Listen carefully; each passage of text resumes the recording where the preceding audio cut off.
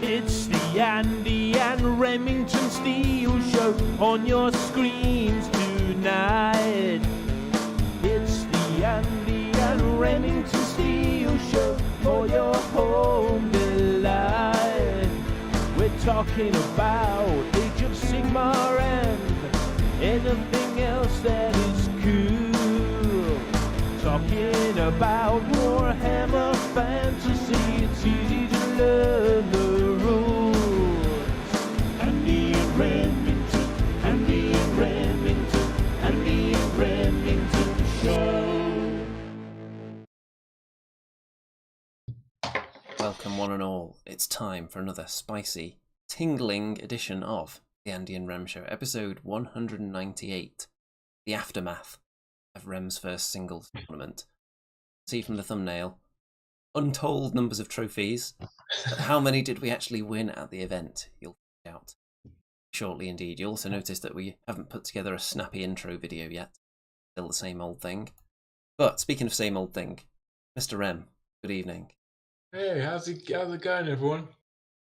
Got a packed Happy New house Year. in the chat already. Plenty of people in there having their say. Now, Mr. Remington, we can't actually see your trophy cabinet, so we can't confirm whether or not you won one or more trophies at the event yet. Well, I've won trophies, I've won stuff, but not at that event. So it was good for me because I could pick up my winnings. You keep your winnings in a drawer. Is that what you're saying? Well, for now, I haven't found the best place for them. Well, what's this? I'm looking at a gold medal. That certainly does look like a gold Best Painted Army medal from the Spiteful 16 tournament. Yeah, baby. It's proper as well. It feels heavy. Who knows? It could be gold. It's really, really nice. I don't know if you could see the inscription. Is that blurry or?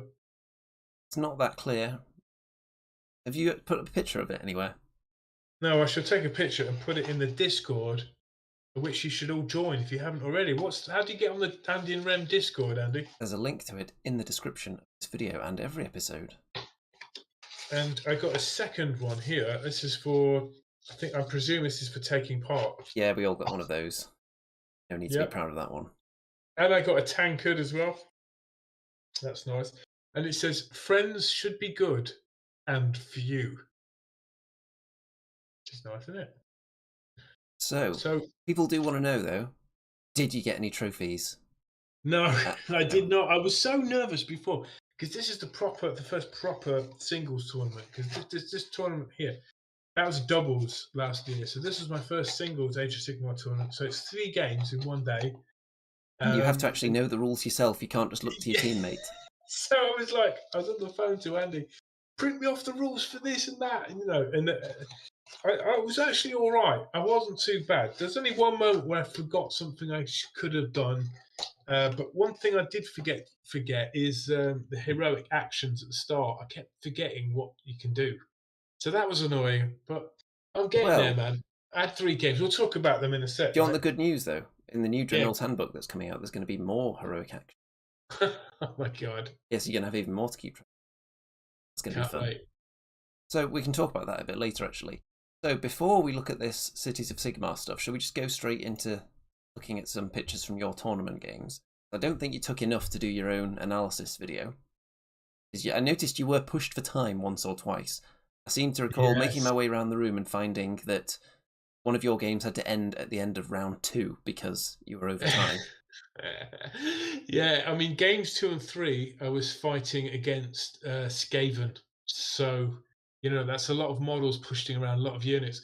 But game 1 is the picture you can see there. And in the bottom half, the orange things, that's my Squig army.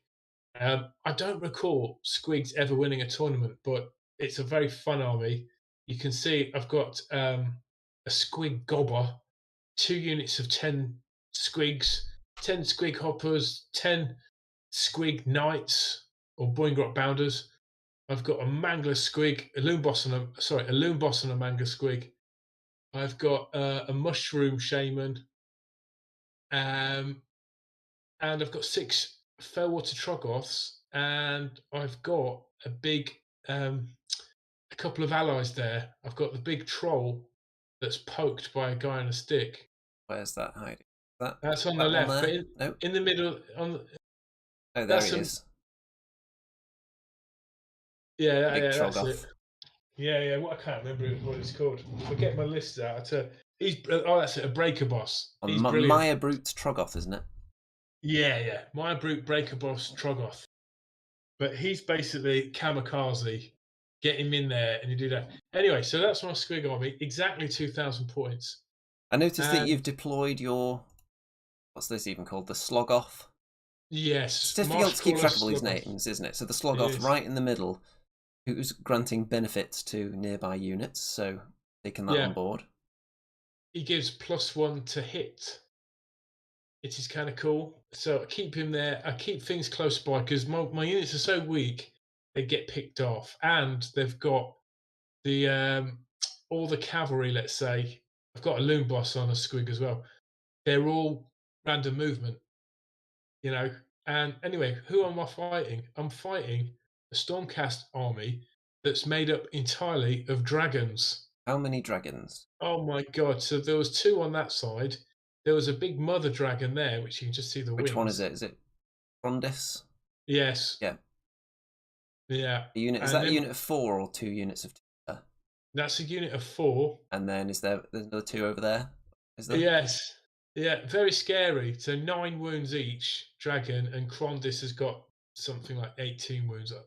Something like So that. it's like, how do you even contemplate defeating them with my squig army? Do you want me to give you my pre-game thoughts based on this setup? Yes, So go on. immediately looking over the table, I would think they've got Krondis. They're going to have probably a good amount of Mystic Shield going off.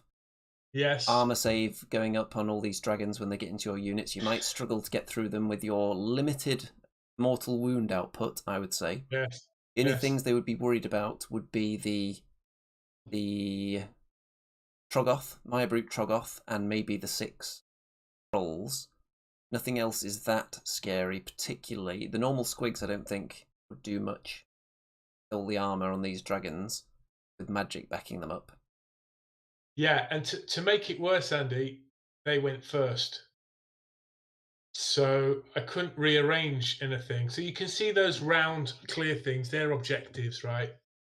And I can't see me getting to his objectives, let alone protecting mine. So very scary thought, because my maximum movement is like 5, and then but for the random moves, I can move a bit further.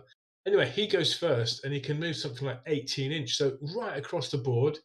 He gets Krondis and charges the Trogoths, takes them out in one turn.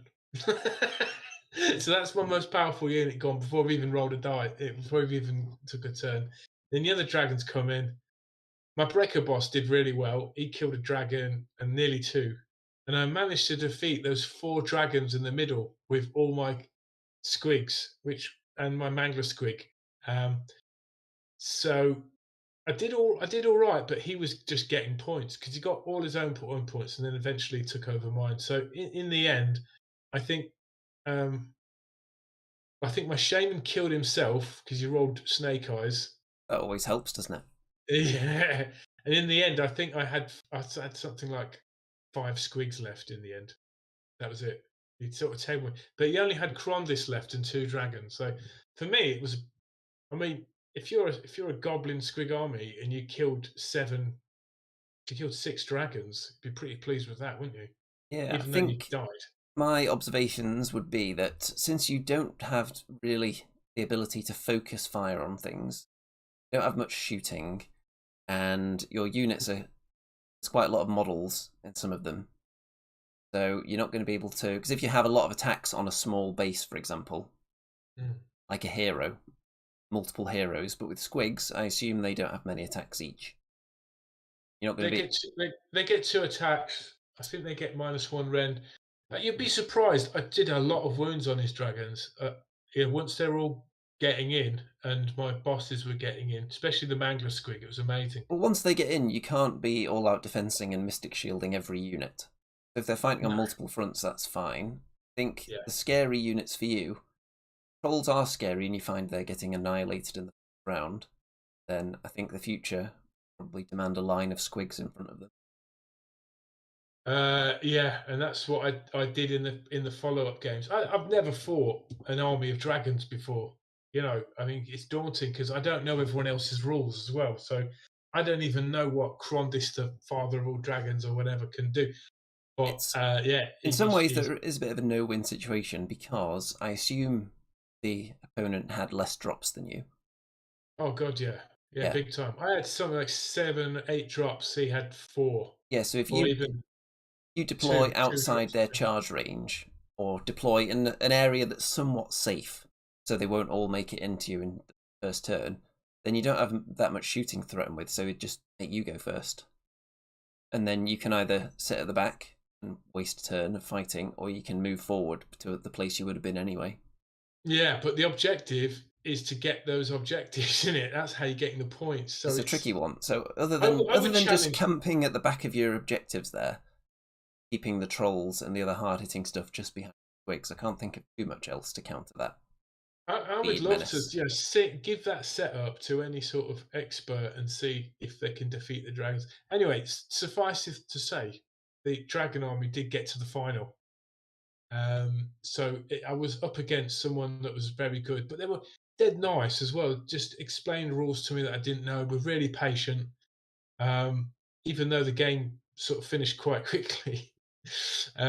It was a nice first game because they were all really good sportsmen, so that was the best thing out of it.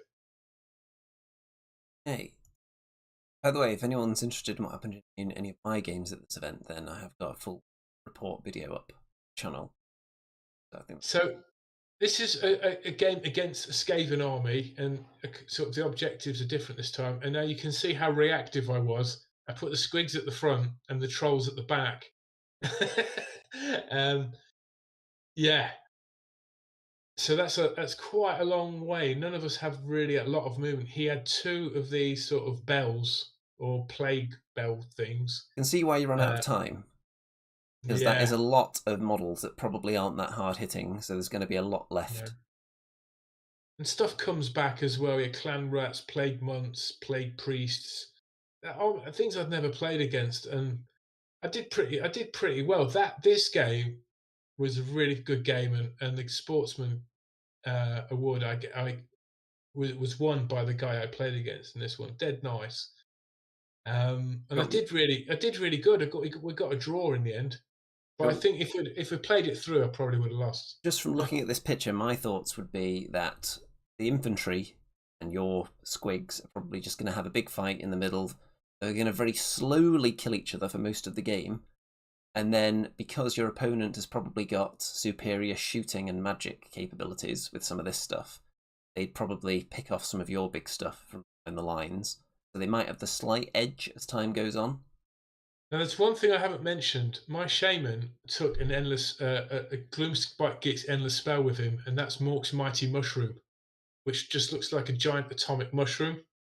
And that would have been useless against the dragons, because you basically uh, every model in a unit, I roll a dice for, and if it's a 5 or 6, they suffer a mortal wound.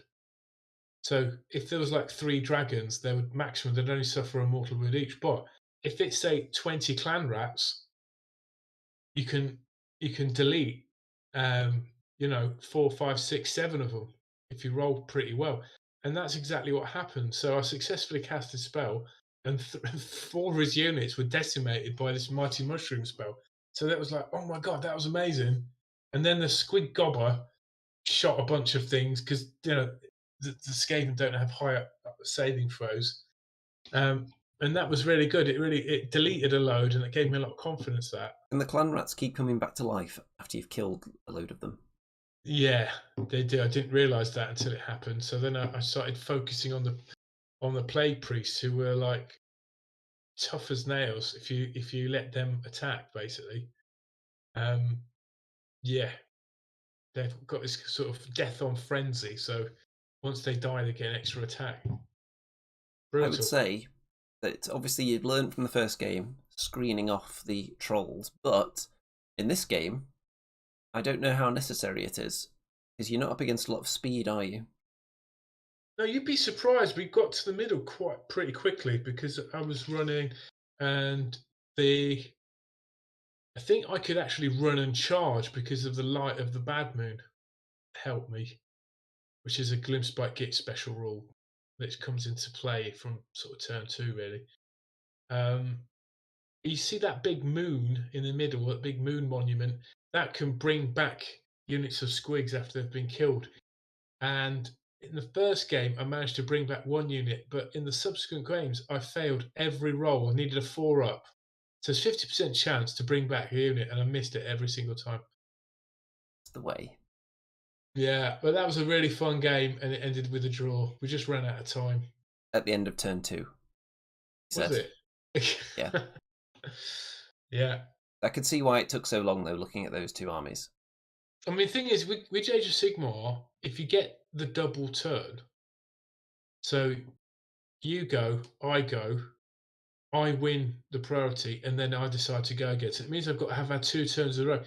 By the end of my turn, it really feels like I'm going to win the game, and then you get a turn, then it totally changes. So with Age of Sigmar, the tables can turn so easily. Double turn is very crucial, but what's more crucial is the timing of it. So if you have the opportunity to get a double turn early on, it's not always the best thing to do, because not all your units will be in range to strike.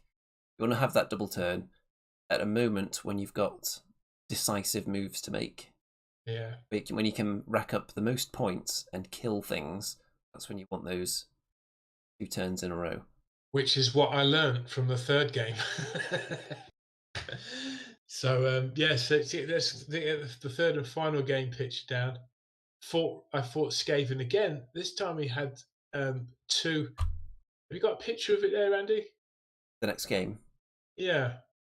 Yep. You bring that up. Is for this us. rats again? It was rats again. This time he had 2 vermin lords, which was there.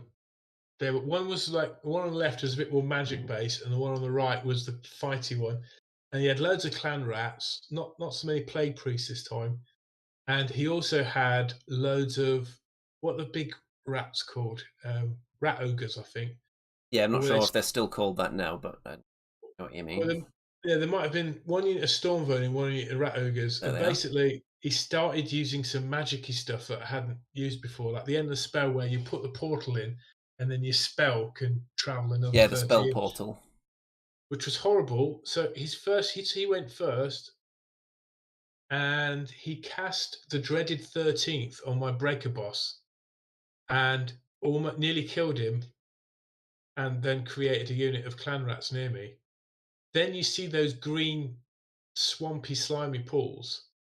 He put his storm vermin or rat ogres, can't remember which one, but they were bloody hard, and they were buffed up by a packmaster, where they get obscene amount of attacks. And he put them through that portal, and then charged into my squig hoppers, deleted them, went into my finished off the breaker boss, and yeah, that was very very scary. But I did do a Mork's Mighty Mushroom because I had the double turn 2 and 3. I did Mork's Mighty Mushroom, killed loads of his little stuff, but then by his turn 3, he brought in his giant vermin lords, and they devastated my whole army pretty much. And that was that. It does look kind of like a vermin type table, doesn't it? Some buildings as well. Yeah. Yeah, So, and my mangler squig, my lean boss on mangler squig. Yeah, if you just zoom in there, I put a special item on him. I think it's called the Loonstone Talisman. No, it's not. It's called Fight Another Day. So I charge in and fight, and then after I fight, I can do a retreat, so he doesn't get a hit back, which is amazing. That was really useful, and I did it. And then I rolled for the retreat, and I rolled something like 4 inch. So I was within range of his vermin lord then to come in and just kill him in one turn. wow. So in the chat, Sean says turn 3 to 4 is the hotspot for double Yeah. turn.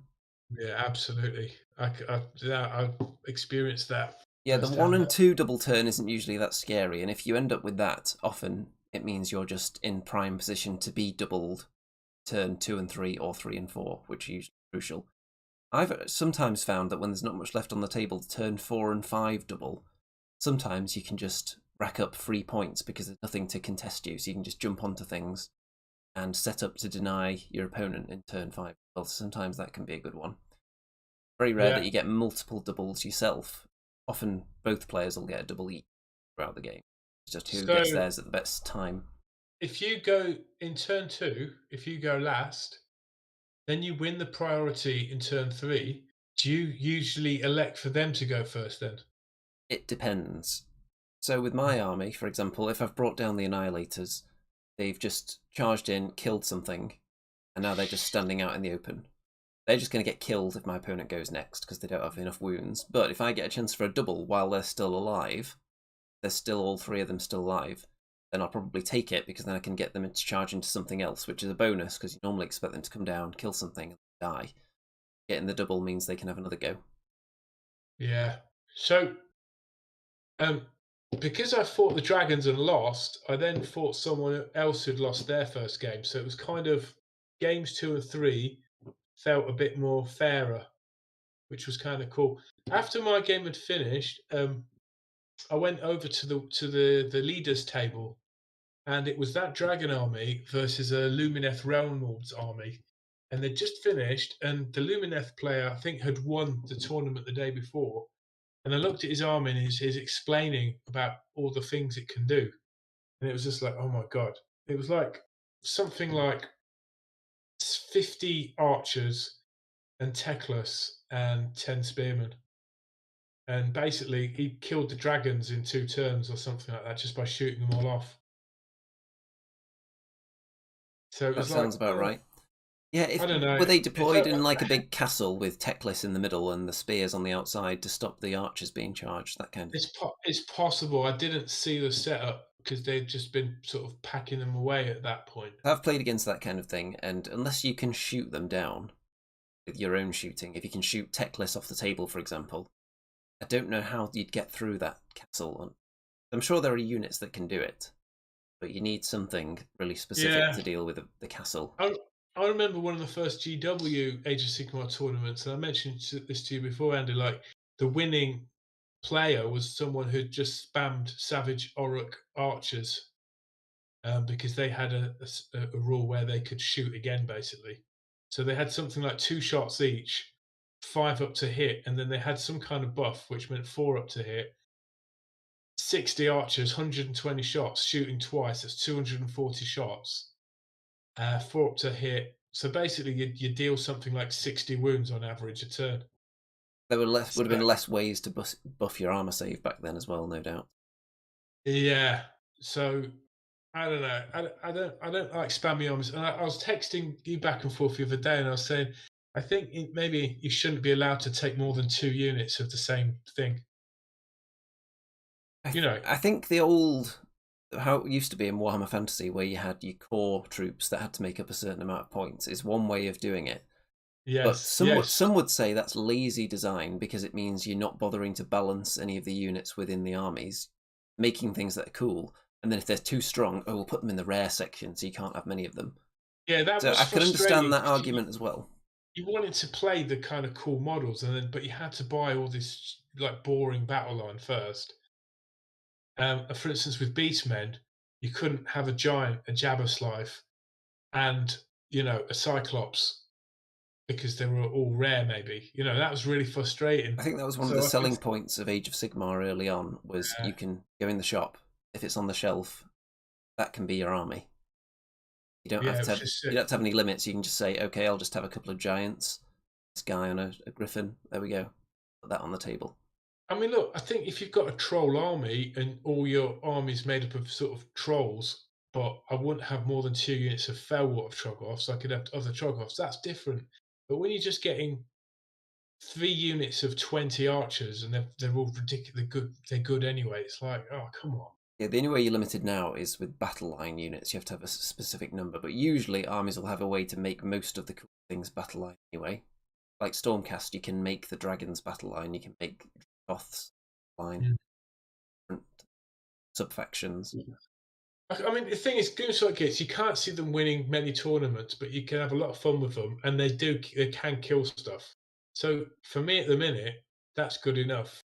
I think you're on your way to some kind of decent list there. Yeah, I need some There is fast potential moving in it. unit. Yeah, I think the Wolf Rider unit that's come in could be really important because it's sort of guaranteed big movement for snatching objectives, I'm and sure that's what the more sort of. events you go to as well, you'll run into the other gits, as it were, and I'm Yeah, I sure mean, they'll have some advice for you.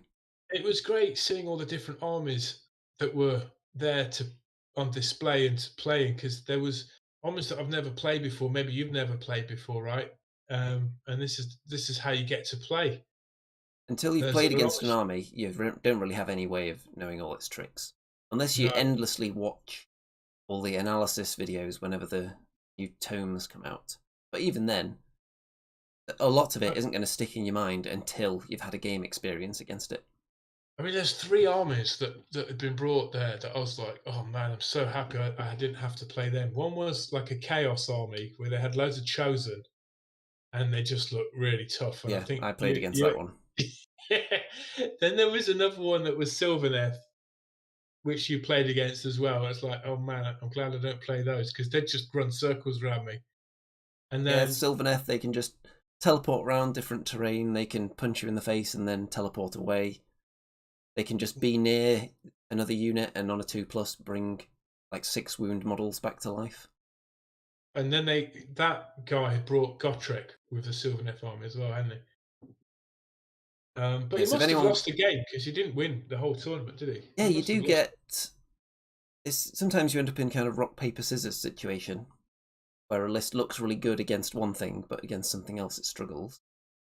Then there was another army. This 13-year-old lad brought it, and he's been doing really well in tournaments. Nice kid.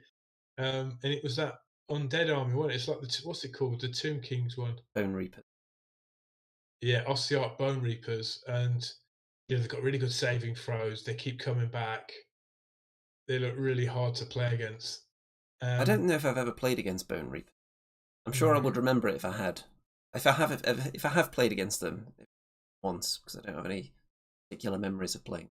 So it sounds like Andy, you played against. I played three fun games basically, but it sounds like you played three quite hard competitive ones, right? You had Sylvaneth, and then you fought Chaos, and what else? What Was it another else? Stormcast? Yeah, I had a Stormcast off as well.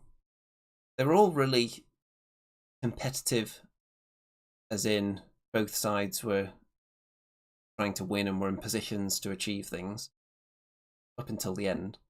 And then sometimes the score like skews in the last couple of turns because if you've not got much left at the end of the game and can't get your battle tactics, you can't get on multiple objectives, suddenly the gap in it gets quite big in the last 2 turns. And If you the game I won against the Stormcast, I only had 2 Liberators left on the table, and my opponent had half of his army left. wow, But I'd just been racking up points throughout the game, and my opponent hadn't been nice. racking up as many. Did you think you would have done better if you'd brought that character, that unkillable Oh, character? Bastion. Yeah. Probably, because I did bring an allied Gargant for fun at this one. Did he do well? He did alright at times. Right. Other times he went in and immediately got killed. So if you've got a monster and you're playing Sylvaneth, do you just just can you destroy his scenery? That'd be fun, wouldn't it? Destroy his tree so he can't You teleport. can destroy terrain, yes. But if you're doing that, that means you're not doing something else. What I Yeah. did like doing was kicking the objectives with the giant, actually. It didn't usually have any great tactical benefit, but kicking the objectives further away from the enemy or towards the enemy sometimes. If you only want to Yeah, contest the middle, you don't want an objective right at the back. So you yeah, just give it a boot. yeah.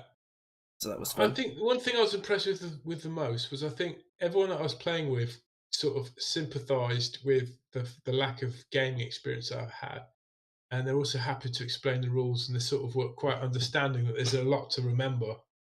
And if I'd just forgotten something, they were cool with me just still playing it, which was really nice.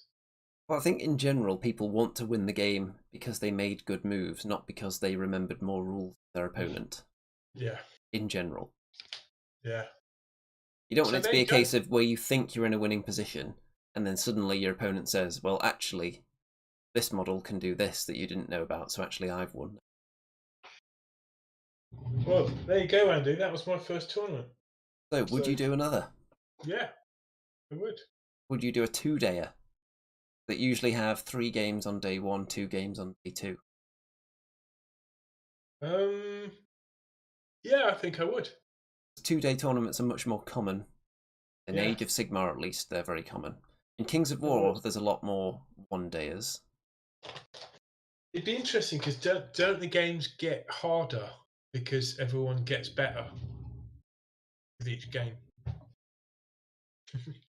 That's a weird question. You mean throughout the tournament, people are getting better with their army? Yeah. Well, people like us that don't practice with the lists that we take to tournaments probably do. Yeah, it did feel like the games I was playing, they'd played these armies a few times, so they had specific tactics that they were using each time. There are people that have had hundreds of games with the same army, so they can fine-tune exactly what they want to do at any given against all the different things they could face. Yeah. But I don't think I've ever taken an army to a tournament that I practiced with. Because usually I'll have a practice game and I'll think, actually, I didn't like that, I'll change something before the event. So it's Yeah. nearly always testing it in game 1 of the tournament. Yeah. Well, there you go. Enjoyable. Enjoyable. So should we move on? Let's move on indeed. So, is it time for some financial discussion from Remington? Because I've got, Yeah. let me play the audio clip for this then, where is it? My God. Here we go. Remington's Millions. There you go, Remington's Millions. So the last year, Games Workshop shares have been on a sort of a nosedive down, along with everything else. You know, since the highs from the COVID era, The dizzying highs. Yeah, it was Games Workshop was the stay-at-home stock. You know, so everyone was at home, there's nothing to do, so they bought miniatures and painted them all day. Does look like And it's then on the rise again there now, doesn't it? Oh yeah, especially you can see that in the last couple of months or 6 weeks, it went as low as low as something like £60, and then has been on a tear up, and it's meant that I'm almost even now because I was down and slowly accumulating shares when I could, and now it's I'm almost I think I'm £30 shy of breaking even. However, I have received dividends every 3 months from Games Workshop, which have been quite tasty. But yeah, why has it gone up? You may ask. Well, they've been uh, well. There's the big news about Superman, right? Which we talked about in the last show. Or that's obviously exciting news. The world. Yeah, Henry Cavill and Amazon are going to work together to do Warhammer stuff, Warhammer 40k on Amazon Prime. So that was a big bit of news. And then the other thing is that they just freight shipping costs have gone right down now. So when things been opened up, shipping costs are a lot cheaper, and the dollar has also declined in value, which means that Games Workshop profits are up. So when they exchange the dollar, they're not getting such a bad deal. So all those things combined have sort of helped it move up again. So I'm at the point now where it's like, oh, I've broke even. What do I do? I've been down for so long. I think at one point I was even something like £800 down. It's like, do I just sell them and just get out of this rat race, and sell them and walk away with, my dividends and, or do I just hang on in there? I don't know. Is the answer. That is So going to be interesting to see, because you've always said that you're in these things for the long haul. I But did. I did when I but was because down. you've been walking on hot coals basically with these shares for a while now, and they're just getting back up to the point where they may become profitable for you. So you could at that point cash out and say, you know what, I'm not going to risk it dropping again and never coming back. Or you could think, actually, when that Amazon series comes out, could make this company more mainstream than ever before, could be more valuable than ever before. Well, only if it's a success, though. Because Well, even if it's not a success, news, it'll put more eyeballs on the products. So yeah, I mean, if you show the next picture, because that's we're on the what next you see one. now. Yeah, you're seeing the last 3 months. It's gone up by a massive 55%, which is huge. It's like something like £500 million. It's the value of the stock has gone up by. So, a lot of people are buying back in now and believing again. So, yeah, it wasn't because people in the community were moaning, apparently, but maybe that did contribute to people selling shares. Absolutely, institutions seeing the community upset, which was about 4, 5, 6 months ago. So I think they've addressed those on the whole. They've maybe addressed those feelings, and so yeah, I don't know. I mean, this has only happened in the last couple of weeks, so I've not really had time to digest it. I don't want to do anything rash, you see. Well, that was Remington's Millions. Yeah. Remington's Millions. First time in a while. Well, that's a comment from Stu Gibson. Hey, Stu. He says, you guys should play each other a few times before a tournament and try a list out. We did try, but we just weren't free because it was all in the Christmas period and it was just crazy. And people being ill as well. It was very difficult. being ill. We are trying to put a game together for next week. Yeah. Because I've actually got 2 Age of Sigmar tournaments in the next 2 weeks, which are right before the Kings of War Masters. So that's going to be the perfect warm-up, playing 2 events of a different game system before the Masters. Sounds ideal. There is the Nottingham GT, which is a 2-day event, which is in a week and a bit, I think. And then midweek after that, there's a 1,000 point tournament at Warhammer World. So that's going to be interesting. I'm trying to make a 1,000 point list with Stormcast. I'm probably going to have about 5 models in it.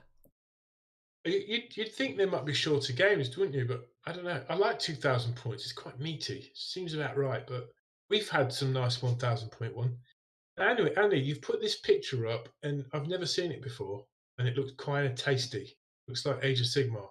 Well, Cities of Sigmar, obviously, you could say they've been neglected over the years. You haven't really had a lot of new stuff. They've been relying on the best of the old models and then just slowly nudging away everything else that wasn't so great. Would you say that's a fair description of the treatment of Cities of Sigmar? Yeah, absolutely. And I have got a very large Cities of Sigmar army. And I'm looking at that picture and thinking, is there any new models? What can you see? So, well, if we scroll down a bit further. Yeah. So first of all, it's just information on the way they're approaching designing Sigmar. So it's worth reading these articles. A few others over on the Warhammer community from the last few months as well. So let's have a look. Worship of Sigmar in the Dawnbringer armies is all-encompassing across all the different levels of society.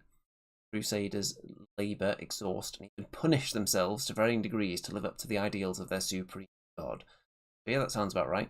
And they've given us some sneak peeks at some of the iconography. It's going to be new models. Oh, let's have a look. So what do you think of that? Do you think that's the top of a standard bearer, the top right? Is it like a purification incense and it sticks on top of standard, or do you think that could be some kind of altar of Sigmar they're working on? Who knows? These bits are like the kind of gargoyles, aren't they? Yeah. So that looks like an actual dragon on a chain, though. So I think that's going to win Model of the Year after the crab won it. Very good, sort of gothic, isn't it? So there's the different religious cults of Sigmar they were describing in this article. I'm not going to show the whole thing, but one that I found particularly interesting, which you can see represented here, was it's like a cult worshipping the wheel, and they see that as the symbol of Sigmar now. Like all the different sub-factions worship a different symbol. I believe that represents Sigmar. So the wheel, they think it's so sacred that they don't have any wheeled war machines or anything. Putting a wheel in the mud is considered sacrilegious. So they wouldn't have any war machines then, I take it? Not on They'd wheels. have- They only use it as their iconography with the plummets coming out of the wheel. That's what that is. Hmm. So That's like, because you got the Buddhists have a wheel, don't they? The wheel of suffering, it's called. it's going to be interesting to see whether they actually have a lot of new models or whether they maybe do kits that you can add on to existing outdated kits, which would be a weird way of doing it. I mean, there is so many models, you're right. But if So do they you just look at bring- the old classic Empire infantry, for example, how old are they? Oh, The 15, current 20 ones, years old. yeah, the current ones that are for sale. If they're not actually giving Cities of Sigmar that much attention, could you see them bringing out just kit like this so people can slap the symbols on? Like a new arm with a standard on it. I can see them bringing out new sort of human rank and file.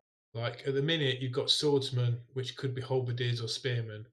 I think they're going to go, and there's going to be another sort of battle line thing. I mean, they might make it so these are upgrade units. I mean, that's what they do in 40k, isn't it? Right. So the thing is, it's not like they don't have many units in Sigmar. Sigmar have got one of the most units, so why would they produce more miniatures? I think they're going to replace old ones. That's what I think. And if you look at the picture at the top, you can't see any new units, can you? They're all No, the ones we've seen. they do all resemble the classics. Yeah, in fact, they sort of had to get rid of units, if anything, didn't they? Yeah, So some things kind of got consolidated together in a way. Some of the war machines. I don't. Is there still a difference between the cannons, like the old no, Empire cannon and the old Dwarf cannon? I think they just got merged into just cannon, didn't they? I don't think there's any kind of Is there cannon. no cannon at all anymore? There used to be a dwarf catapult that's gone. There's no cannon. I think there's the Hellbuster volley gun, and there's the rocket. There's the Hellfire rocket launcher, and yeah, the dwarves. Do they have cannons? I don't know. I don't think they do. Maybe someone can tell me if I'm wrong. That follows. I'll have to look. It's interesting though, anyway, that they're actually giving a bit of background attention to the various mortals that worship Sigmar and the rank and file everyday people just there in the mortal realms, not just hanging out in the celestial realm. And then when they see the battle going on, like, oh, just zap me down there, I'll hit someone with a hammer and then come back up in time for tea. These are the ones that are actually down there in the realms, in their mud huts.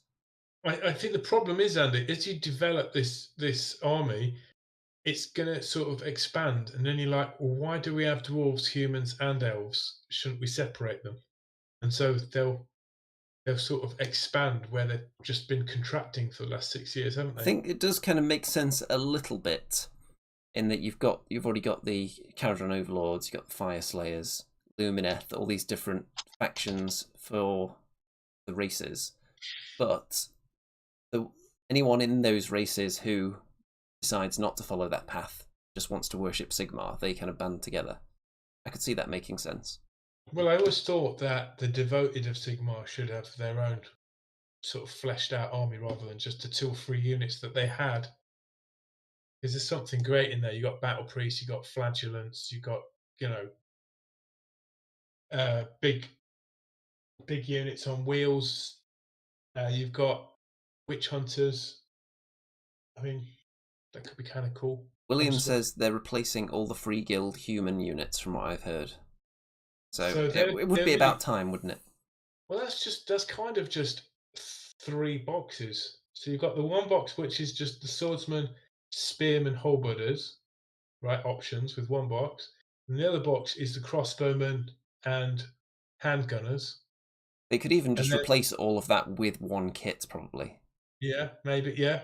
And then you the could other- maybe get an upgrade pack with your chosen subfactions, banners, and stuff. Yeah, and then you've got the Zweihanders. You've got the what they call double-handed swordsmen, which were the elite unit. Great swords. Yeah, but that was always just one option there. And I think that's it really for their foot troops. That weren't heroes. They've got rid of the Right Sky Cavalry, haven't they? Well, it's going to be interesting, and you've got plenty of Cities of Sigmar, so you've got an interest in whether this comes to anything juicy or whether it's just continuing to throw people a mediocre bone who've got armies held over from the fantasy days. Yeah.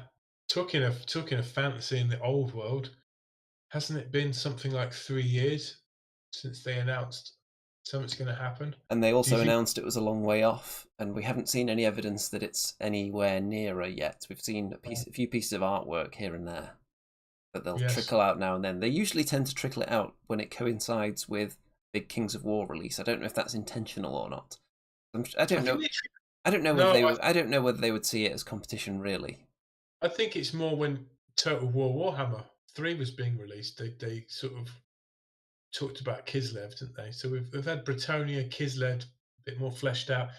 So the old world is going to take place long before Karl Franz, and it's in the time of someone Orcslayer. I can't remember all the names of them.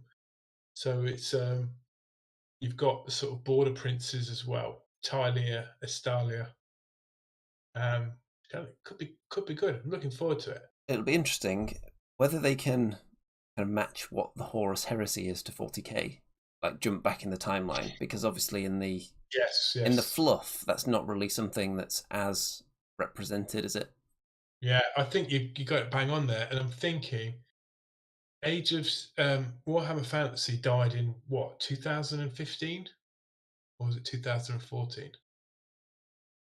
One of those. But next year will be 10 years since they deleted Warhammer Fantasy, so that might be the time when they'll relaunch it. See, the one Warhammer Fantasy tournament I played in was in 2015, and I think we started doing the show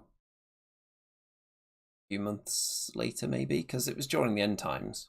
All the end times stuff was out then, so it was clearly blowing up.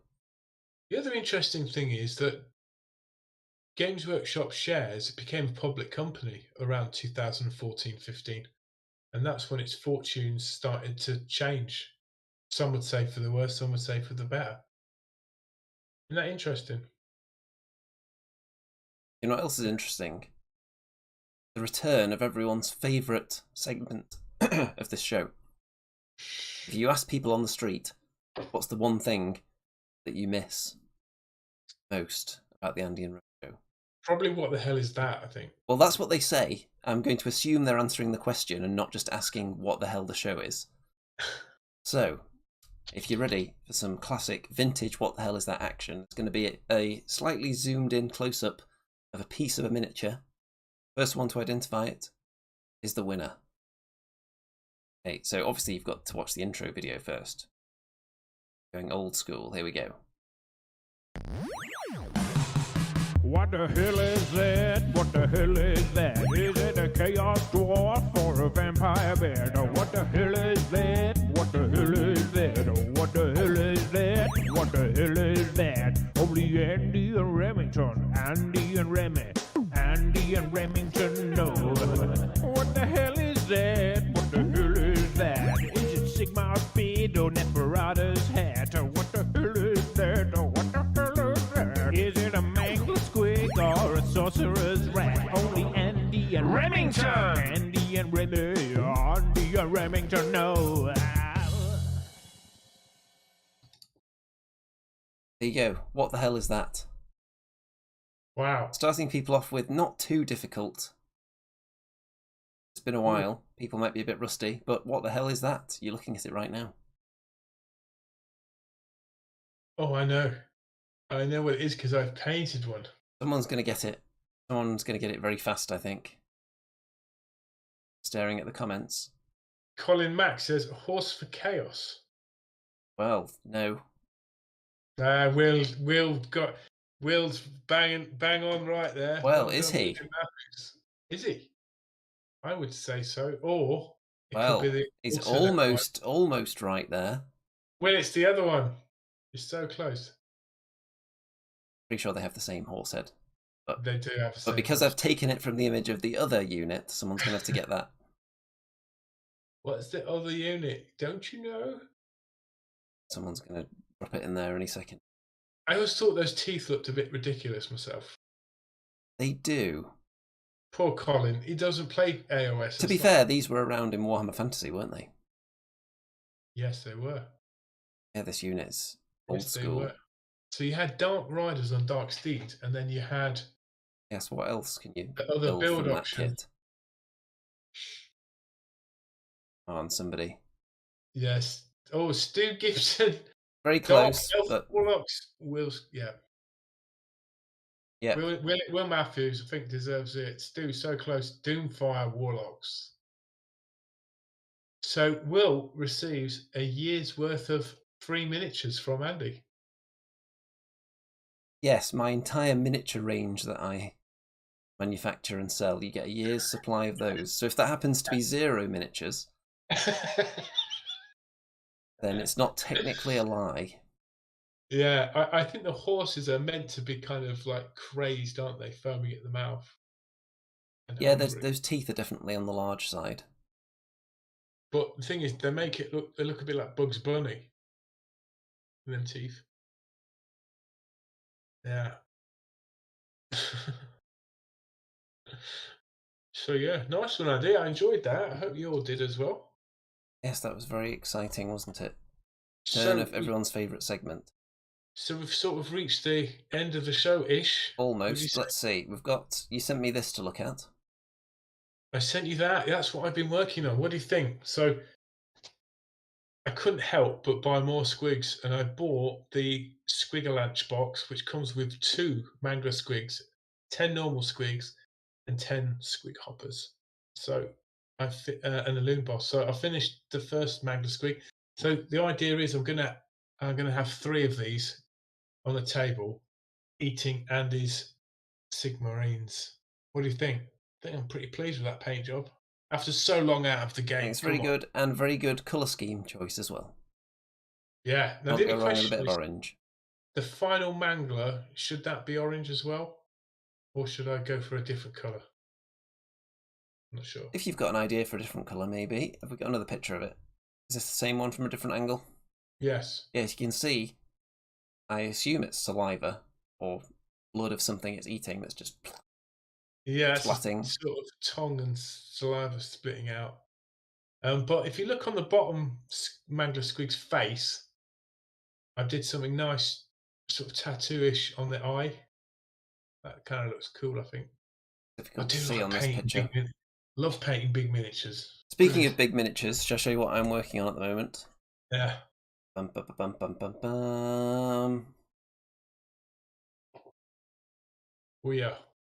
So, people may have seen this built already, but it's actually got some paint on it now. First bit of paint on all the horrible flesh. Another big tentacle giant. Imagine if he consumed the Mangler Squig, and then the Mangler Squig exploded in his mouth, and they both died. Interesting.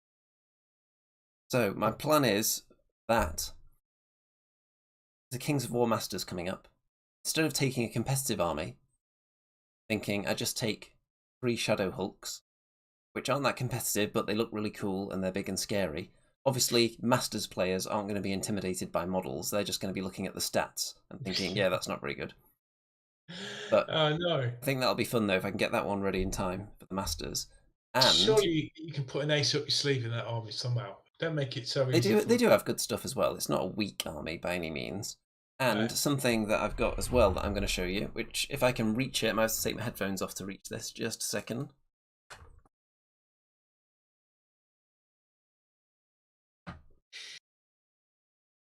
Okay, so from War Bases, I placed an order. Dun dun dun. As you know, Kings of War monsters come on 75mm bases. So this is 130, which is the Mega Gargant size base for Age of Sigmar, with a square slot in it. So, don't have a square base to hand, but you can imagine, giant, slots in there, paint this up to match. Multi-use units. So once that's ready, I'll have Sons of Behemat army basically ready to go as well. That's brilliant, man. That's great. I was wondering about that because having made all my square bases round, apart from my dwarves and halflings, I might need to go back from round base to square. You never know. Another thing I found out is that the small Gargant bases, which this is my current mini Gargant painting progress, got heads on tentacles. The small base actually fits diagonally onto a Kings of War Titan base, which is the size that a giant is on. So technically I could use them Kings of War as well, possibly. But I don't know what unit I could use those as, to be honest. These might just be Age of Sigmar specific, those. Other than that, I'm also working on your favourite unit. More long strike crossbows. Everyone loves long strikes.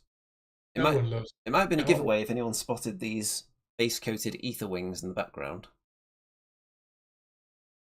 Obviously, they come in the same kit. But I've given them all the long strikes proper faces instead of helmets. They don't come with them, so I've had to harvest them from other kits. Yeah, that's better, isn't it? So I have 3 with helmets and 3 without helmets.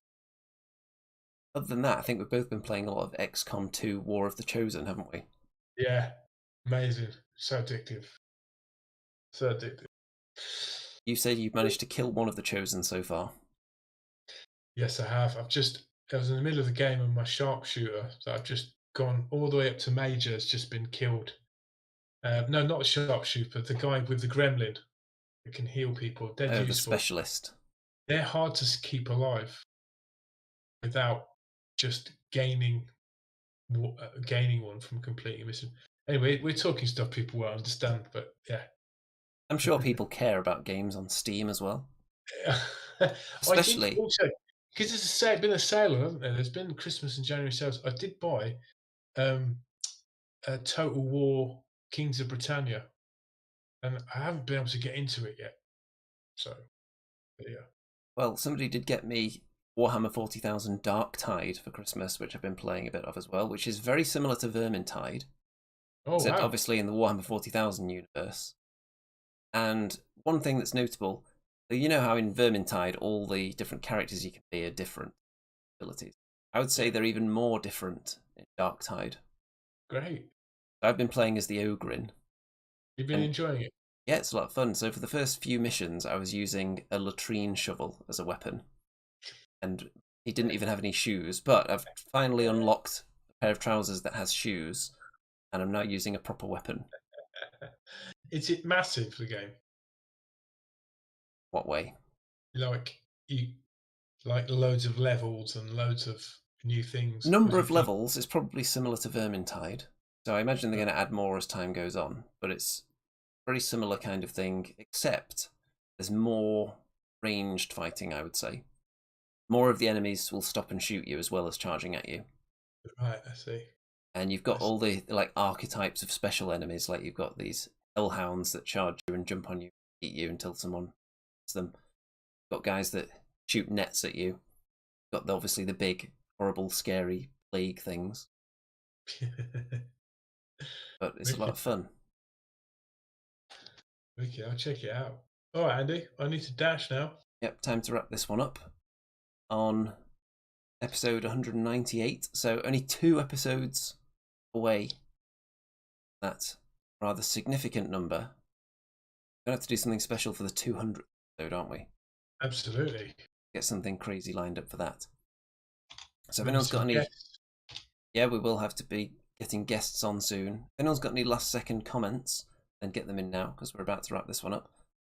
Don't forget to check out all the links in the description, of course, and all the people whose names have been scrolling across the screen. They are, of course, thanked for being Patreon supporters. And if you want to support this show and this channel in general, then at the moment, all my Patreon money is going towards tournament tickets. And it's not actually paying for them entirely, because it's not that much. Tournaments get expensive, especially when I'm trying to attend 2 or 3 a month sometimes for different game systems. So if you want to keep that train going, then why not go and pledge your life savings? If you don't want to do that, then you could at least follow me on Twitter, join the Ian Rem Show Facebook group and Discord server. More importantly, that's where all the action is these days. Discord, which is linked in the description. If you want Andy and Rem Show merchandise as well, that's also linked down there. If you want a nice mug, says Andy and Rem on it, or the Forest of Rem, perhaps, or a t-shirt or a cushion. I don't think they have thongs, sadly, but there's plenty of stuff in there. Yes, Colin has got it right. Don't be a dummy, give Andy and Rem your money. Words to live by. So, I think, Mr. Remington, have you got anything you'd like to say in this first show of the new year? Just Happy New Year, everyone, and take it easy. Take care. What remains to be said is, good night out there, whatever you are.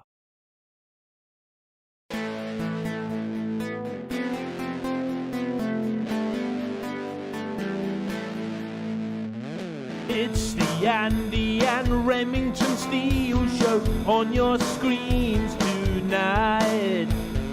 It's the Andy and Remington Steel Show for your home delight.